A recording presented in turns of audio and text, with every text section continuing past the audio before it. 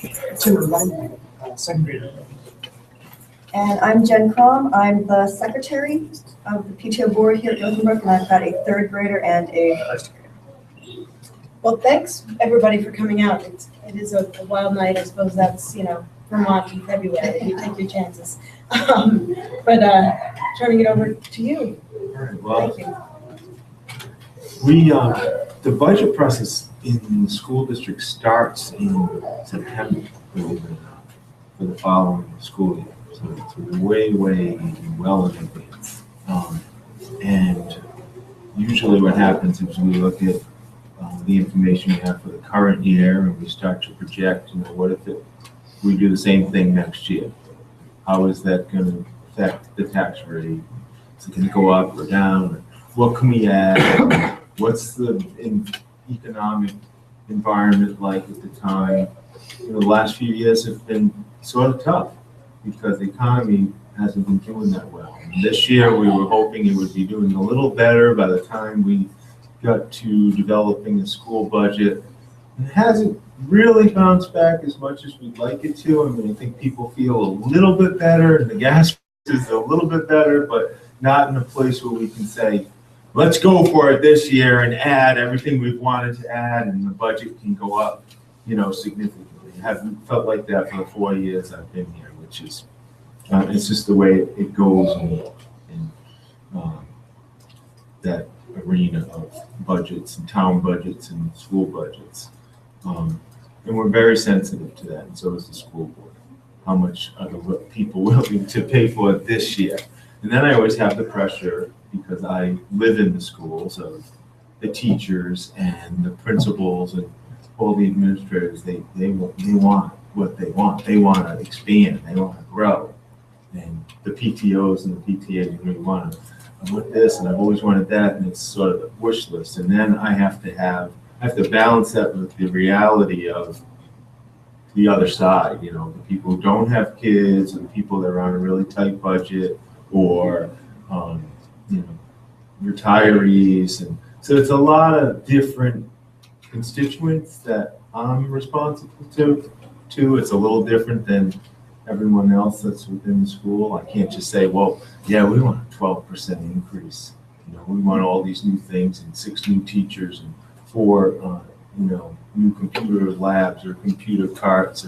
So it's a tough part of the job, but it's a big part of the job, and it's like I said, it starts in September. And I'm going to pass these out in a second, but this year when we did that, it was doing nothing. It was a 10% increase on the tax rate. Everything boils down to what's going to be on your tax rate, and that's a lot. That's too much, because when you look at school tax rate and you look at municipal tax rate, you add those together, you're looking at maybe a 20% increase in taxes. I don't think people would be too happy. And you don't want the budget to go down, because that makes everything even worse. So that's where we started.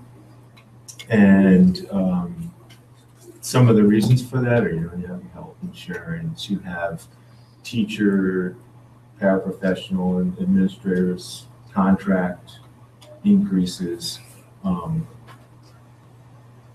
A couple new mandated things we have to do. This is the first year we have to have an athletic trainer at varsity contact sports. Period. There's no ifs, ands, or buts. Whether you have to cut someone else out of your budget, you have to have a trainer there to clear kids who might have had a concussion. It's a good law. I think it's about time. But that's a $30,000 increase in the budget. We've had some increases in mental health services that we're obligated to add. And we've been really been working hard, and I don't know if Rick's talked to the PTO about this, but I think one group from DBS is a PTO, and is Wet River PTA. They're PTO. So if I say that, it's not to offend anyone, but PTOA. O/A. But we've really been working hard on our computer network. And, that's so that all the hardware we also have been working hard to buy operates smoothly. It's been sort of a difficult process since I began, but I think we're making some headway. We're still not out of the woods, and we have a lot more that we'd like to do. So there is an increase in the budget for technology. Let's see what else is a big thing in the budget for this year. Is that just to bring everything up to date or buy new stuff? Yes, it's really for the, wiring? Or? It's all of the above. Oh. And the new, if I may add, Tom, the standards that we have to teach are called core state standards, and technology is embedded throughout. So students as young as 5 are, need to be exposed to technology and utilizing it in their work. So, well, one of the things you learn quickly in a school district this big is it's not just about buying more devices. You can buy all the devices you want. I mean, end user devices like a laptop or an iPad or a netbook. They have to be able to operate on your network. And that's a huge issue in a school district this size. I mean, we have, 1,800 or so students and 400 plus staff. And sometimes some of the staff have more than one device, and they're all trying to operate on your network. It's a pretty big drain on your connectivity and stuff. So the network really has to be strong. It has to be like overbuilt for what you want to do. On any given day, you might not use the whole capacity of the network, but you want to be ready. Say everybody's on at once, or a whole section of the building has every kid in every class on a computer. Those things happen, and we don't always plan for it. So we're trying to get ready. We're trying to be prepared. The SBAC has pushed this along, and the SBAC is the new assessment for the Common Core standards, and we have to be ready to be able to have a lot of kids on the network at the same time. And we can't have it going down or people not being able to connect.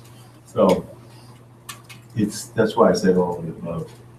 Really, all of it has to work well. And we've made a tremendous amount of progress, and that's not to sort of toot my own horn, but since I started, we've connected to fiber. All the schools are connected with fiber. We have everyone connected into the high school. The high school goes out to the World Wide Web. That's been a huge improvement. It took about a year to get there because they said we were going to have fiber, but they really were never ready for us to be on fiber.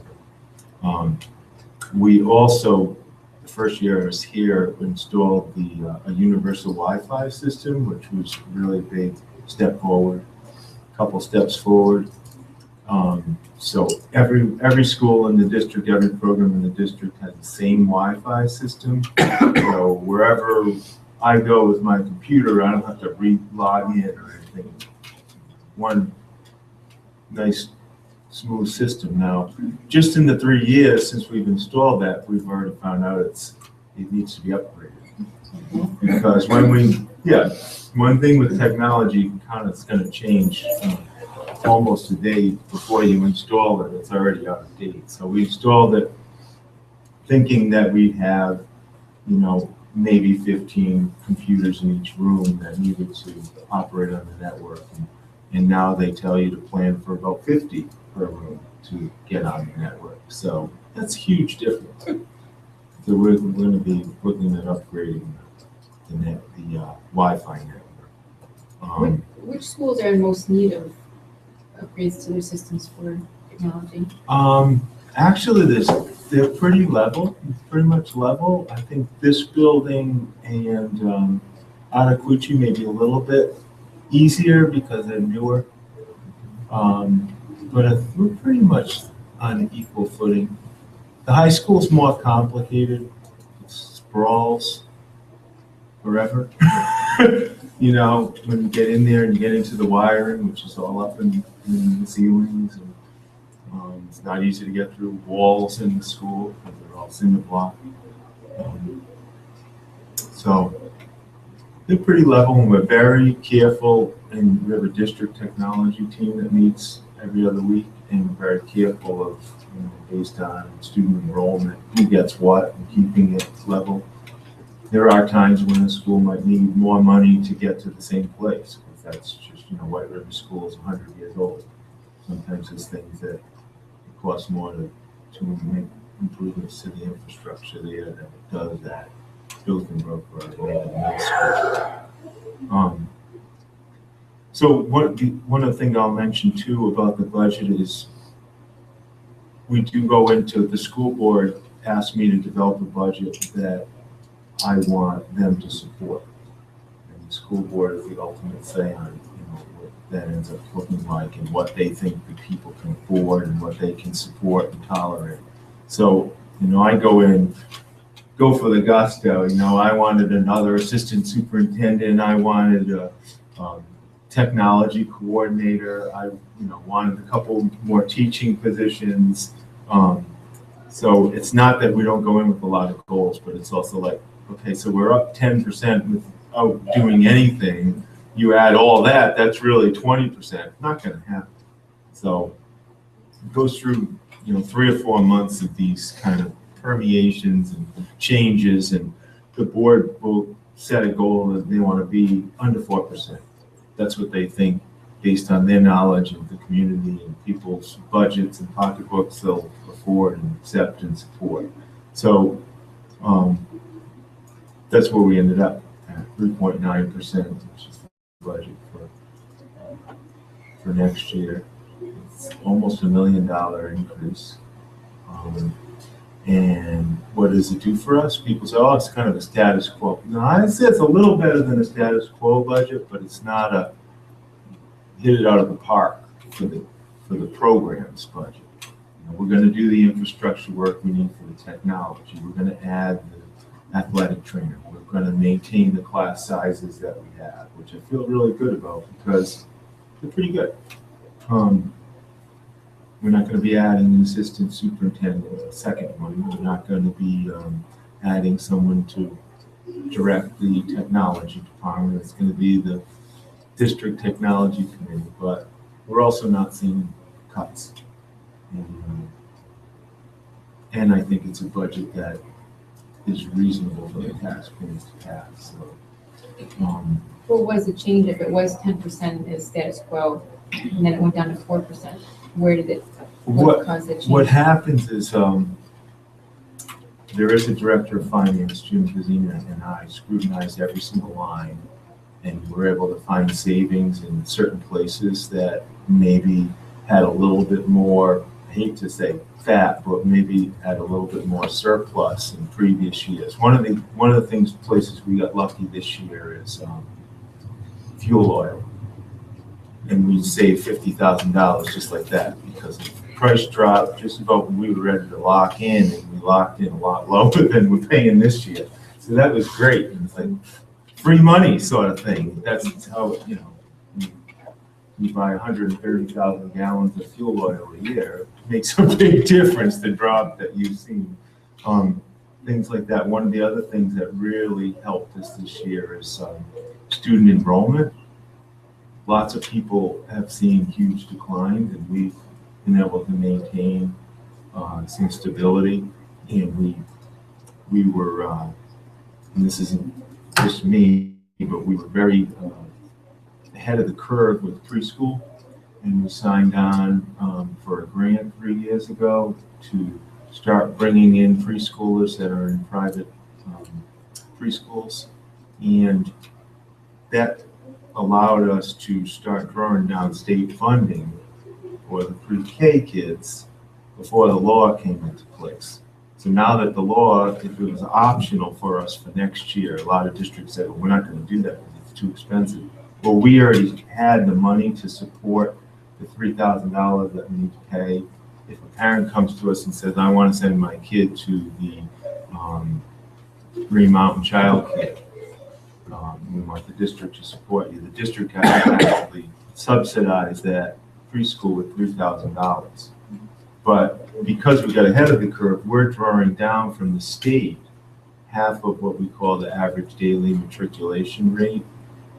And that's about $6,000, 5,000 and change. So we're to make a little money as far as revenue on every preschooler. A lot of districts didn't have the upfront money to be able to do that, but we were ahead of the curve, so that saved us. And instead of our enrollment taking a big drop, we maintained, for the offset, and it's a lot of high schoolers, the high school population's declining, but the preschool and eventually the elementary population is increasing.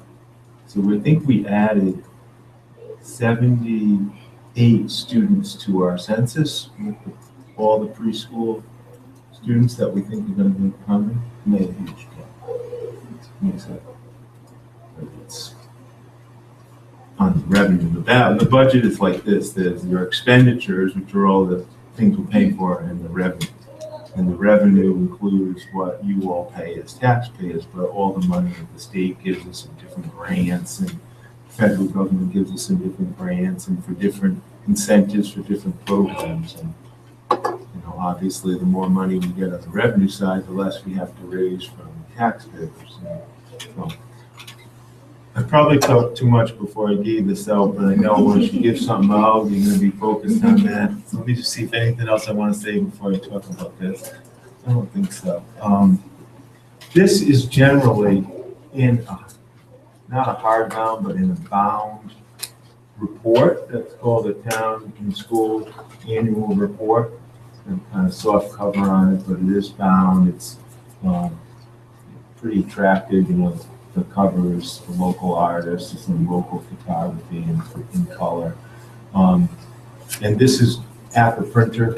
We're going to the printer soon, but this is the school half of the report. The town half is put with this, and then they're bound together. But I made hopefully enough for everyone that's here, and it's sort of the encyclopedia of school. I mean, that's what we've made it into. And so I get excited about it, and I don't want to need to bore anyone. But when I first got here, it's really just budget information for the school support part. But we took something that we used to do here years ago and updated it, and added all the budget information. So we do the school community profile and the budget information, part of the audit report that we have to do every year. So there's a tremendous amount of information in here for you about the schools. You kind of have an advanced copy, so good time. I had no idea it had so much information, like you said. Yeah, I always thought it was tons of just information. like budget, No, actuary tables. it did. It used to be, but and when it's all done, you'll see like on the table of contents in the second page in, there's no page numbers. And that's because it's all coordinated with the town side, and the pages will be listed to coordinate so you know where to find stuff. I couldn't do that because it would be totally inaccurate. But anyway, there's a letter from me introducing the report and what we're doing and goals and some of the big highlights of the district. But then this district ends policies, which are actually the big goal statements that the school board set years ago with community involvement, about what we aspire to instill in our students. And then there's a whole bunch of information and data about enrollments and test scores and surveys that are done and letters from each principal with some factual data about their school, but also their goals and highlights of their programs. There's a lot of comparative data between Hartford and other districts that are similar in size. Tells you how we compare. And some really great pictures. But about halfway through, and this is hard because, like I said, they're on page numbers. About halfway through, you'll see the proposed budget, Hartford FY 2016 proposed school district budget. And just a couple things so you know how to read this. You see sort of a chart like this.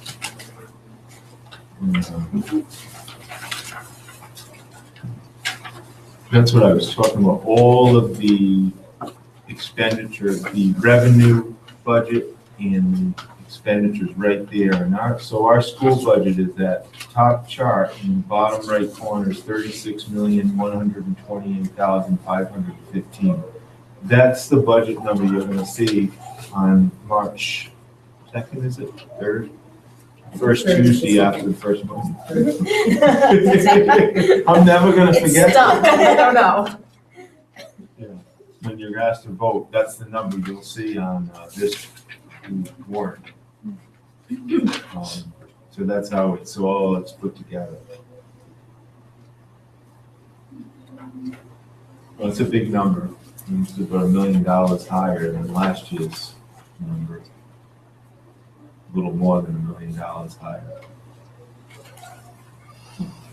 And the only reason the budget isn't 10% higher than, 10% increase in the tax rate is because of all those things I talked about with the preschoolers and funding for the preschoolers and just being really creative with the expenditures. And then there's a lot of detail, every school and everything you can imagine about what makes up the budget.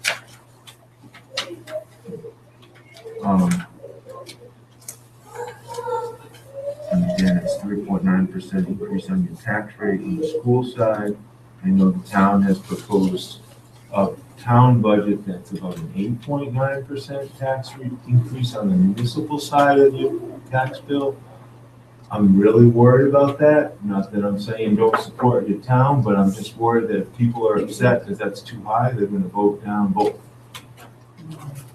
And so hopefully somehow this group can, help a little with that. That boy, the 3.9 is very conservative, but it's going to give us stability to some areas that are important, like technology. And I am proud of the fact that we maintain our class sizes and we pretty much between 14 and 18. We have some classes that approach 20, but we're in pretty good shape in that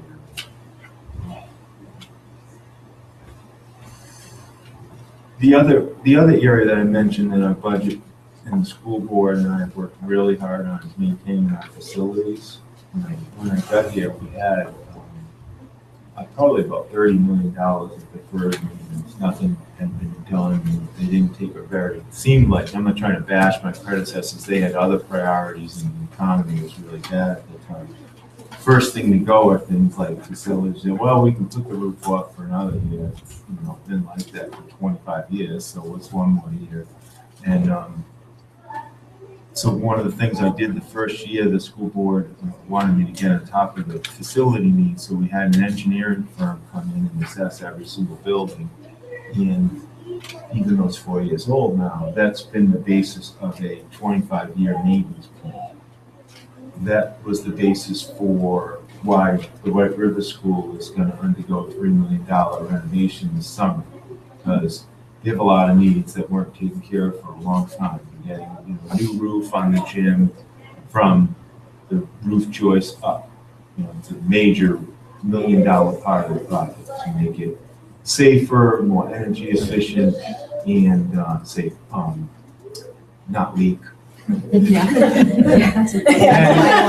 And this winter's just sort of making everybody feel really good about, boy, that was in the nick of time, because there's so many ice jams on that roof. You wouldn't believe. We could have indoor ice rink.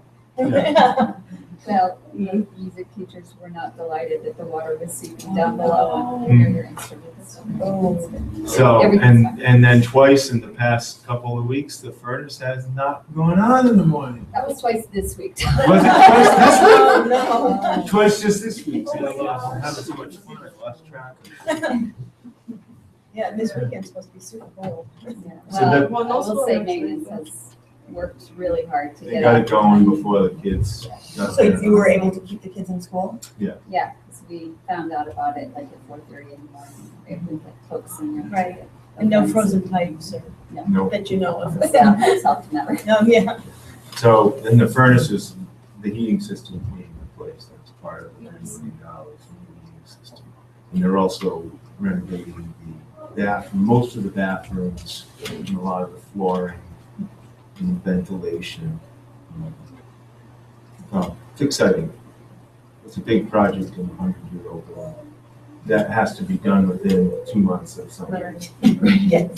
So we've already begun doing that work about 2 months ago, planning for that work. The other thing that's exciting, we do have a list of the needs in other buildings, because believe it or not, even this building has needs that are outside of our regular operating budget. So we've been saving for them. They have some roofing needs and some window replacement needs, as well as, Articucci has some foundation repairs that need to be done. And the high school is pretty good. We did a $4 million bond 2 years ago at the high school and replaced a lot of heating, did the whole entire roof of that whole facility was redone. We did a lot of electrical work, so they're in pretty good shape. We still have some needs. The middle school just went, we redid the entire cafeteria and gym, and I think it's beautiful. I'm really proud of it. And we just finished that last December, not this past December, but last year. It's working out really well. Big improvement in facility and safety, and also just the way it looks, the environment, the cafeteria. So we're pretty good on the main campus, but River was next.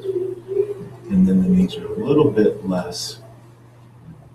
The other thing that will be happening this spring and summer is a field house will be built near the pool on the main campus, and that's to house the athletic equipment that was purchased with the grant. It's about $350,000 of cardiovascular workout equipment and weights that will be housed in that building, as well as changing rooms for the football team and the hockey teams and basic field hockey. Anybody who uses the fields and the pool. So that's exciting. Will that old building be taken down? That old building is going to be torn down. Still not sure whether we're going to let the pool open this summer, which is a big decision, because so many kids enjoy the pool, but we're going to be ripping the oil tank out of the ground right outside of the pool. We're going to be tearing down the locker room building. We're going to be renovating the pump house and pulling all the drainage out there. And it's just going to be a lot of dust and demolition and a lot of building, because the new building is going to be good size. Abutting where the old building is, between where the old building is and the tech center, will be this new field house. So would the Ventures Camp still The operate? Ventures from it? Camp could still operate, but Just the no pool, we're not sure. And I don't want to say it's Yeah. not. Sorry. Town manager and I are arm wrestling over whether it's smart. I'm just worried about safety. I mean, you get big trucks and pulling debris out of there, and then you have little kids running around, very worried about safety. But the contractor says it can be done. Yeah, that affects Ventures a lot though, because Yeah. they're just gonna want does. to go there for summer and not Yeah. just when Yeah. So it's a long day. yeah. And I'm happy to hear any input on that and how much of an effect it is, because that will sway us. I wouldn't send my kids then. Yeah. to Ventures. Yeah. But, there's the option, maybe Ventures could run at the aquatic center. I don't know, for one summer. I think they have their own. They have other, yeah, they have Do other they? things. Yeah, they do. I don't know how sick kids were. Now for you with water. Yeah. Yeah. So, any ideas that you have, feel free to my email is the best way to get a hold of me. Send me your thoughts, and if you think it's like the absolute worst idea ever to close the pool, I I think it listen. would be it would affect that's why the A lot kids. of It would kids. Because Ventures, I mean, the Yeah. kids are like, Alright. if there was no pool there, that would be. Well, there are ways we can do it. It's just, Trying to think of any. right now, it's pools. mostly the safety of keeping the kids separate from where the construction vehicles are going to be. the only thing that would make it a done deal is if, when the town renovates the pump house, they can't, the pool can't be operating, obviously, they're redoing the pumps. The pump's like 30 years old, it's atrocious. It works, but, you know, when they pull that out, the pool has to be shut down. It's not gonna be something they do in a day. So if they could if we can plan it so they do that after the pool season, then fine, it'll work.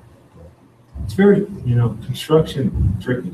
It's like the White River project. We have a lot to do in a little bit of time. You have to have all these people like lined up to do everything on a certain day. Well, from doing things in your homes, it doesn't really work like that. You're gonna be here on Wednesday, the 26th, and you have to be done by. And also because the campus is so small that it's carefully choreographed in terms of supplies and, the wood and all the materials and where it's going to be laid out. It's quite interesting. The timeline. Yeah, and luckily most of that is not my problem. We hire a project manager and they have to figure it out. So now I take questions about anything at all, about the budget or about future goals, about anything with the school board or anything that's currently going on, whatever, anything at all. Any chances that we'll have full day pre-K? Just throwing it out there, Yeah. That has not come up surprisingly. Oh my gosh. Yeah. Well, it's come up in discussions with, thoughts that I have, because when you have a program like Green Mountain Child Care, who can do the pre-K and then you can go right into the daycare side of things, I know that that's our competition for our pre-Ks. Because, why wouldn't someone send it to the local elementary school pre-K? Well, kind of a no-brainer, because if you have a half-day pre-K and you're working full-time, how do you get the child from the school? So we've also talked about transportation. If we can't go to full-day pre-K, can we do transportation from our pre-K to a daycare to help all of you out? So I guess it has come up in that way. That would have been helpful this year. Transportation is so expensive. Yeah. Because you have an expensive vehicle, you have an expensive salaried person driving the vehicle, a lot of liability insurance. But that is an idea. And also pre-K would require child safety seats Oh, and yeah. all of that. It's not just as simple as. You're right. Yes. And I think they're small enough where the school bus without the safety belt is probably underneath. But it is, I'm glad to hear you say that. That's a good, it's a good thing for us to be thinking about. But I am very happy that there's full-day kindergarten. I think that's a wonderful idea, not just in terms of getting the kids out of the house, but let's be honest. But the socialization and, just learning the school routine and, now with Common Core, actually it's learning academics in kindergarten. So last year I was stunned at the stuff that my son was bringing home. You're learning word problems. Yeah. So, yeah. Much different than when I went to kindergarten. It's like coloring, staying in the lines, Right. maybe ABCs, probably Right. pushing it. Right. Full day kindergarten was a huge factor for us when we moved to Oh, really? 4 years ago. We were like, One of the things we're exploring right now, we have a committee that's studying foreign language at the elementary schools. So we are studying that, looking at that. We know area schools have it in lots of different ways. So there is a study committee that's a really good group and doing a lot of work. And we'll see where that goes and what recommendations they'll bring to me. What are the timelines that you have set for that committee? Like, That how often do they committee, meet? I hope, by the end of May, they'll bring some sort of proposal to me, whether they support it. And it is the kind of thing that's so involved. I mean, there's a budget impact, and I think even the bigger impact is the scheduling of it, because we only have 6.5-hour school days and where to fit it in, and so many needs with within that time already. So there's a lot of concerns about it. So right now it's like the research that supports it or doesn't support it, then, what would the program, what would the ideal program look like if you were going to go forward with it? And then all the tough questions like how to pay for it and how to fit it in. So I'm glad we started studying it because it does come up quite often as we hear to other people. Maybe they should offer it in the aftercare programs. Yeah, exactly. Ideas like that, that's something we're exploring. Is consolidation sort of put on hold for now? Yeah, I can't figure out if I'm popular for putting that on the back burner or some people are still angry that it's on the back burner. I don't know. Some people support consolidation, a lot of people didn't.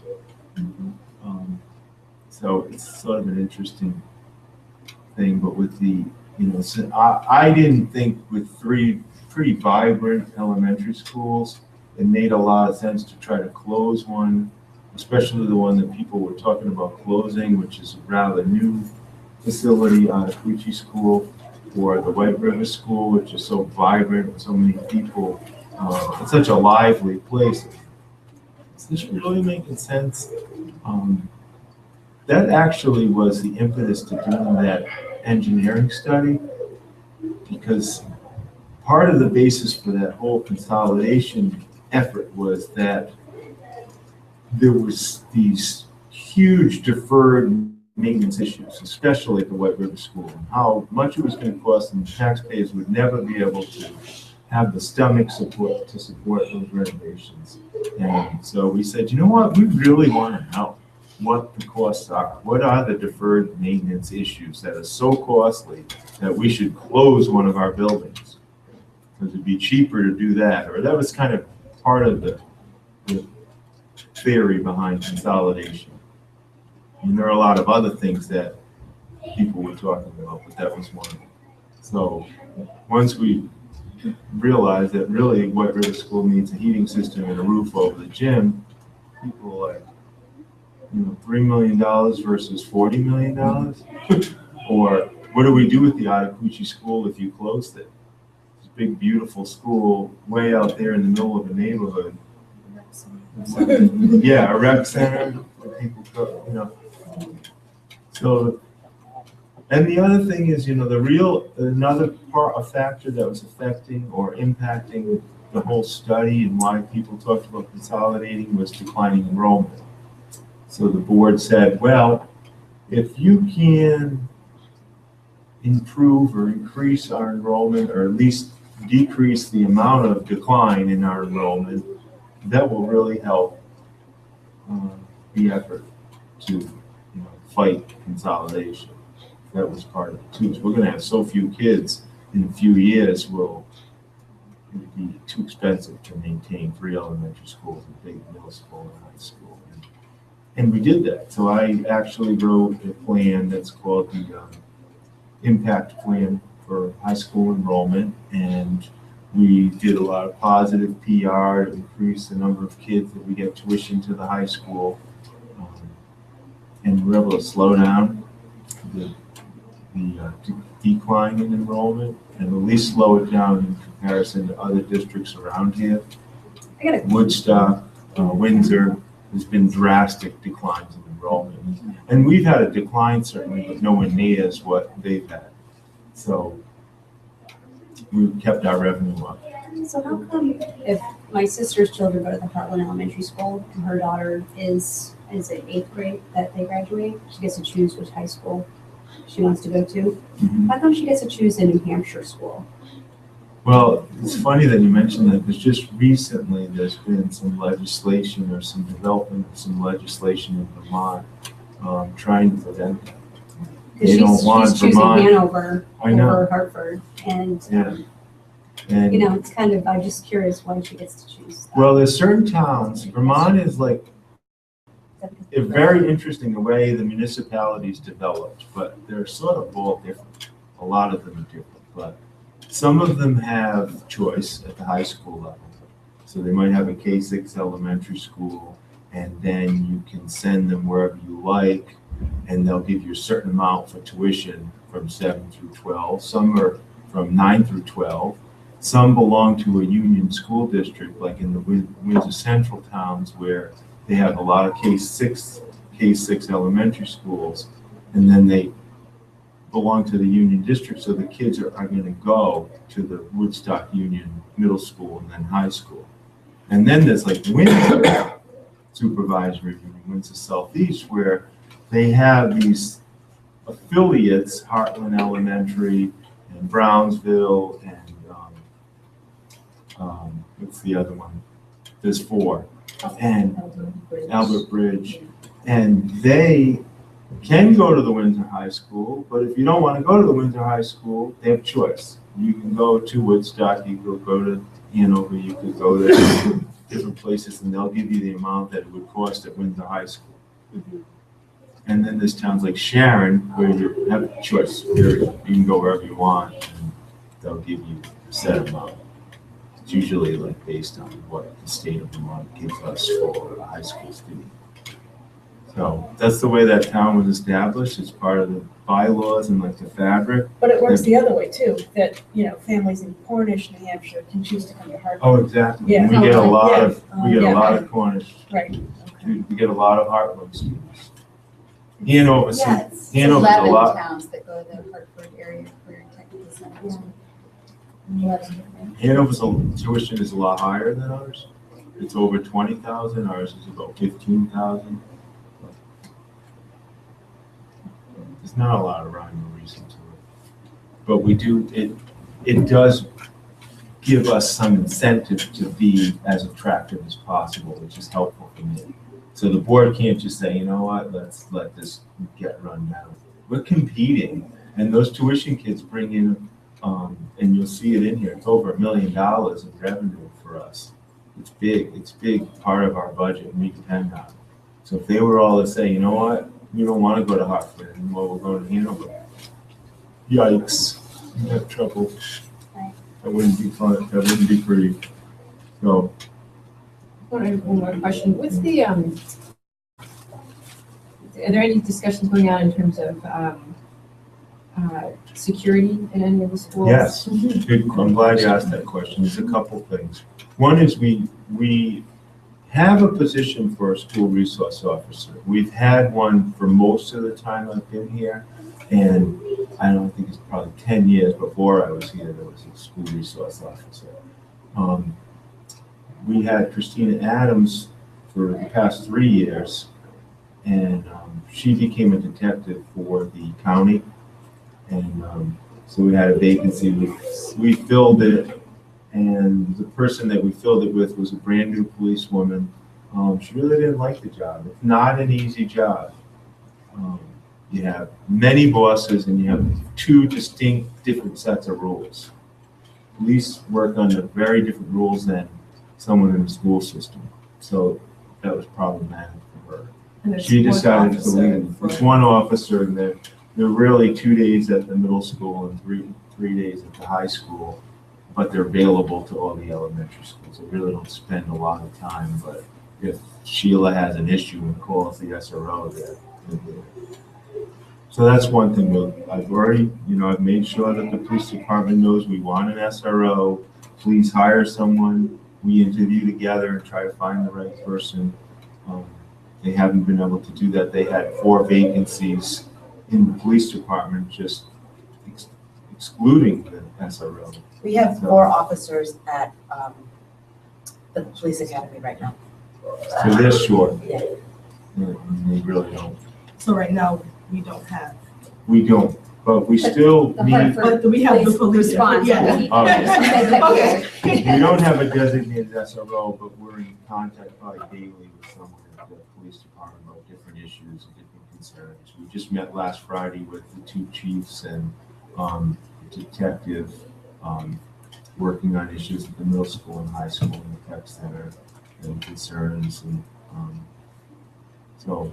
But then as far as safety equipment, last year in the budget, we added $30,000 for to follow through on some of the recommendations of the district safety team.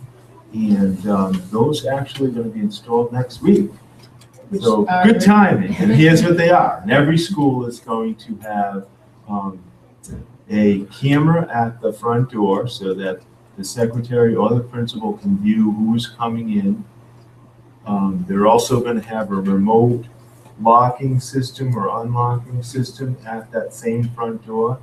So if there was some sort of suspicion or increased safety alert that day, you could lock the front door and beep people in like you see at many schools. So, you know, I see Leah coming. Okay, it's Leah Mosenthal. I know who it is.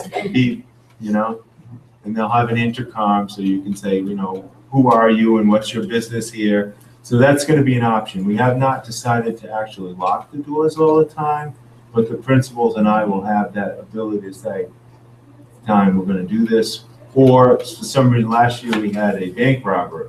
Who would think it, right? Bank robbery at 2 o'clock, right in the parking lot of the co-op. So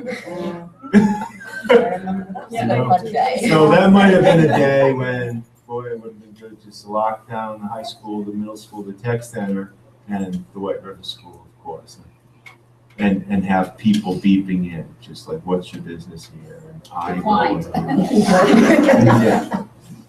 So we're doing that, and I'm really excited about that. So that's at every school, including the tech center, and that'll be a big increase in our safety procedures and protocol. What are the conversations around, like, once you install that, just having the doors locked? That's I mean, I'm sure it's a lot of topic. work for the Yeah, office staff It to is. look It and let is. people in, but. And, you know, that's been a conversation for probably 2 years we've been talking about that. So I don't know if Rick or Sheila can add to that. I mean, some people are like, let's just do it. Some people are more uncomfortable with it because it's not foolproof. I mean, people still, Lebanon does that. People still get in. They're not supposed to be there. Some places it's, you know, it's just really inconvenient. And do we want to be that unfriendly yet? I think it's probably the biggest reason not to. But safety is, you know, huge. And You know, we had a keypad code. It's we not talked foolproof, yesterday, we but- just had a district safety team meeting yesterday, and we talked about the electronic name badges where you can swipe. Works really well. You can program the hours that any individual can come in and out of the building. If somebody quits or gets fired, you go to the computer, you'd say, you know, Rick Dustin-Eichler, no longer it's valid, can't get in. Declined. So that's a great system. Actually, we're going to have that system for the first time on this new field house I talked about. So we're going to kind of try it out, see how it works. So the field house is going to have the security system as well? It's going to have the electronic keypad, not keypads, but swipe. You have to swipe your key card to get in, and it's all programmable when you do that. So I can say, you know, Sheila Powers, she can only enter this building between the hours of, And then and you can Saturday and see Sunday when she has she no logs business to be there, and I can see exactly when she logs in and when she logs That's a pretty out. common corporate. It is. Yeah. Almost like college. So. Right. But They have this at Dartmouth, yeah. mm, And they have that at Dartmouth the daycare. too. dorms all And, have but all the that. parents at Dartmouth daycare, your ID got you in and out of the daycare center. Yeah, we would like to move to that, but from what I've heard so far, it's about a $300,000 expense. And, you know, that would be a big impact for us. But we would probably do it in stages and, you know, a building at a time, starting most likely with the high school and working, you know, most kids to the least. The other item, though, there's one other item with the safety equipment that's going to be installed soon is panic buttons in each office. So every secretary will have a way to contact the Hartford Police Department discreetly. So that's kind of a nice safety feature. And if that button's pushed, it will be an alert that there's a big issue, and, you know, they'll send in the troops, so to speak. So that's that's nice to have that ability. I'm mindful of the time, it's 7:00. I mean, I don't know if you've got to Oh, run don't worry away about me. or. Yeah. No, but all of you, I mean. Right. But if there's any other questions, I'm happy to stay and answer them, or if you guys have to move on, that's fine. I'm curious when you're competing against places like Hanover High that we all hear about, has got, fabulous academics and, star teachers and, students go on to great colleges. What is the pitch for Hartford? What do you tell parents is the reason to go to Hartford High School? We're lovers. I'm not there. No, I don't know. I'm kidding. The pitch, but it's Hartford. Hartford has a lot more diversity, so I think that's beneficial, and I think that's important. For the environment and the culture is a lot different, and we have a wide range of needs as opposed to more upper middle class population. It's much more competitive there. Some kids don't do well under that pressure. We do have a hard time competing, to tell you the truth, because the teacher salary schedule is, the top teacher is almost $90,000, and we top out just short of $70,000. So sometimes, just about every year, March and April, some of our best teachers get a job there, and it's hard, but it is a very different culture. It's a much more competitive culture, and some people do well with that, and others don't do well at all. So we try to keep up. I think we're very comparable academically with schools around here, and if not a little stronger. We also have every extracurricular activity you can imagine. And we will have additional teams if need be. In the middle school, we'll have 2, 3, 4 teams just to accommodate all the kids that want to play a different sport. So the theater, arts, and music programs in both the middle school and high school are growing, and there's a lot of energy and enthusiasm in those programs. We've really done a lot of work on the music and drama programs, great productions. And the numbers of students who are participating are growing rapidly. There's just a lot of great energy in those programs, which is nice for the We do, and we kids do who aren't as sports have a oriented. lot of academics, and we do a lot of AP courses still at the high school. We have a really strong program, an honors program there. A lot of kids go on to the top tier colleges. We had a kid last year that got a full scholarship to MIT. Didn't get much better than that. And also So the we're opportunity to competitive. take some courses too, some college courses if you're in high school, Right. right, for high We school. have several offers. kids go over to Dartmouth for AP courses. Can you talk a little bit about teacher retention? I mean, you mentioned that you lose some teachers. I mean, where do you We do, recruit and from? our teacher retention is still certainly not where I want it to be. I'm really concerned about it. And not only just, I don't want people leaving, it's a huge cost to have turnover for a lot of reasons. Every teacher here has a mentor, and the mentor's paid. And it's about a $60,000 expense. The more mentors you need, the more expense it is. So I'd much rather have a teacher, and not have the need for such a mentor program. But we have to support our new teachers.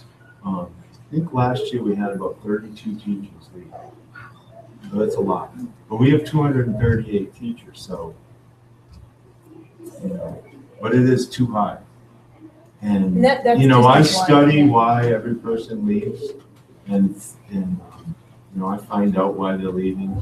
We get a lot of spouses of interns at the hospital or tuck school. So some of it is just what you're going to get around here.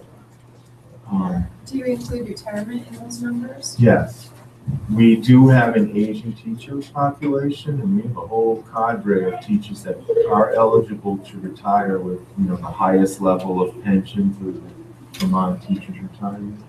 So that's a concern. And So where do you recruit from? Is it, I don't, We recruit from everywhere. I mean, most of our teachers will come from New Hampshire and Vermont. But I mean, our school, the school website that we use to recruit teachers is national. So, you could have a teacher from anywhere. It's international, really. Yeah, really, it's international. It's called School Spring. And you can go on there and you can select the state that you want to look for a job in, or a couple states, or all the states, or, so I think we've been very successful in recruiting really bright, young, new teachers, but I am still really concerned about the number of teachers that are leaving. Do you offer incentives to stay? Not to, Well, to compete in districts? So. we don't That's the offer an incentive per se, but there's certainly, we have a lot of benefits. The longer you stay, the more you make. We have a pretty generous staff development, professional development allowance for each teacher. A lot of districts don't do that, but we'll pay for 2-3 credit graduate courses every year at the UVM rate. That's, guaranteed. It's not, if we have enough money to do it, it's you get it. But we don't have an incentive. I mean, I guess there's incentives in the teacher's contract for the longer you stay, the more you would get for health insurance when you retire, the more you would get in sick days. We buy those back when you retire, so there are incentives. There's nothing per se of, stay here for your career and you get a salary, a year's salary or something.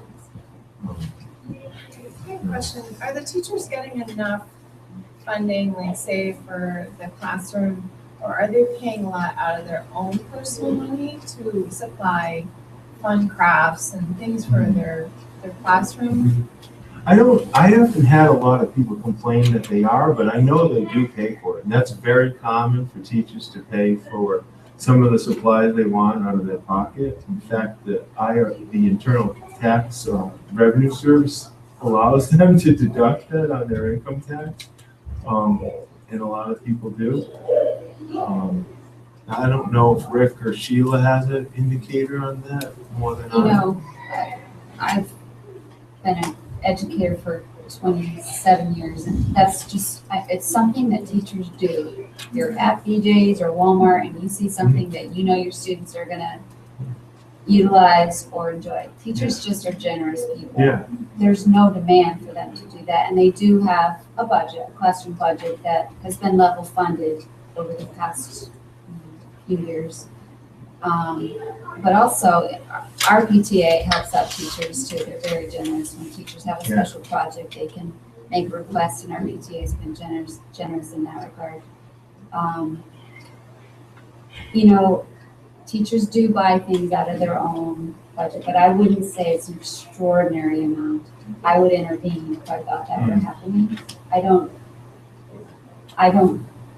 don't have knowledge of teachers spending hundreds or thousands of dollars. And I don't have knowledge too of people saying, if Everybody I wants don't more money buy in it, the budget. But we have what we call general supplies, so for construction paper and glue and scissors, and we never ask families to provide those items. We put that in the general supply budget. And the teachers have a pool of money, and they designate how they want to use that pool of money. And if they know every year they need to order butterflies for a butterfly unit or dry ice or something like that for science, they account for that. So that's how there's flexibility for them and how they use the dollars. And there are always things that they just want to buy for their classes and be special. My wife's a teacher at the middle school, and this time it's like, those are for the kids. I think I kind of paid for it, although I can't have it. Okay. Put your hands up. That happens too. Just enough. So, Anything else? So some parting words about going to the voting booth on March 2nd, 3rd, whatever it was. So, no matter how you feel about the municipal budget, the school budget is legit. And they are two I think separate votes, correct? it is. It's two separate votes. Ours will look just like this. This is it. There's two questions you're going to vote to elect the officers, and there are two school board positions are up, so you need to get involved with who you're voting for. You should try to listen and do some research about who you're voting for. There are two people that are currently on the board that are running, but they're also, for the first time that I can remember, they're opposed. One of them is opposed by 3 people, and the other is just one. So there's 3 people vying for 1 seat, and there's 2 people vying for the other. There's a candidate's night. There is. The 23rd of February, which is the Monday night we get back from vacation, 7 o'clock at the high school auditorium, would be a great night, Now, If is you that wanna hear For the people, school board and the select board? it is. Okay. We do all those meetings together to try to get all of you out. And usually we get over 100 people, so we'll have a pretty good turnout. And On CATV, if you miss it. yes, it's on CATV. But that night, the first item of business is the town manager will present the town budget for half an hour, and you'll have questions about that. And then the next half hour is me presenting the school budget, and it's time for questions again Then they'll have a meet the candidates night. So every candidate that's running for any office in town will have, I think it's like 3 to 5 minutes to kind of discuss what they intend to do if they're elected. And then you'll be able to ask questions of any of the candidates. So that all takes place on February 23rd? Yes, It's at the high school. at the high school auditorium. And if you haven't been in the high school auditorium, that's one of my things I'm most proud of. We did renovate that when we did the renovation at the high school in 2012. And it's really nice. I'm told it's the best auditorium in the Upper Valley, and I believe it. So But it doesn't have the biggest I screen. was gonna say, in we the have other- it has a really big screen, so I'm very upset that you upstage us. Wow. And is yours, well, must be electric. Oh, yeah. Oh, yeah. With the remote control and the button. Do you have a We're really very nice proud of our projector? No, that's stage 2. We're working. Oh, working the on high that. school. No, that's stage 3. I'm That's sorry, stage that's three. stage Stage 3. two's the sound Stage 2 is the system. sound. We have a beautiful sound system there, and we're not in competition.